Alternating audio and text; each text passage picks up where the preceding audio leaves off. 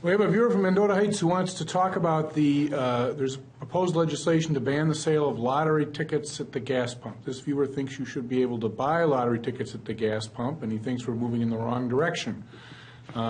So what's happening with sale of lottery tickets at the gas pump? Anybody know? Senator Thompson? I'm on the committee that has handled this, and what went on here, the background is that the lottery director, basically on his own with his department, went ahead and expanded the sale of lottery tickets to pay at the pump and also ATMs and that sort of thing. And we in the legislature believed that he did not have the authority to unilaterally do that. And in fact, in the Senate last year, in the 2014 session, we voted, I believe, if my memory serves me correctly, it was 56-5 to disallow him from doing that. The House was similar in its percentage. The bill was sent to the governor. He waited till we were adjourned and then vetoed the bill. So the problem is not just, do you believe we should expand gambling or not? The problem is we have a constitutional system that says regulatory agencies don't get to make law.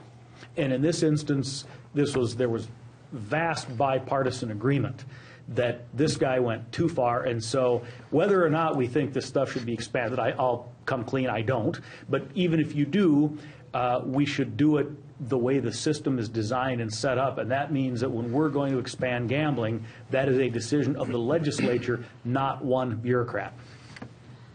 I can't add to that. I think that describes accurately the perspective that we have in the Senate. Representative Purcell? Well put, and add my voice. I'm not a big supporter of lotteries at the gas pump either. Well, Senator Thompson is on the committee that deals with this, and I think he gave a good explanation of what's happening.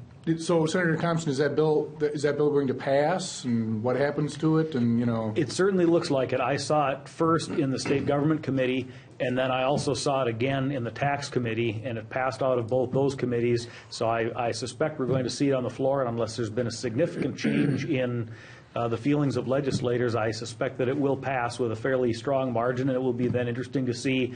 The governor complained that we're micromanaging. Well, in civics class we call that legislative oversight, and that's what we're supposed to do.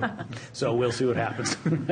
All right. We don't have the governor I'm here still today. a Schoolhouse Rock guy, Judge. Well, so and I've got an interesting story to tell you about that sometime. That Schoolhouse Rock is actually pretty interesting. Anyway, we'll come back to that.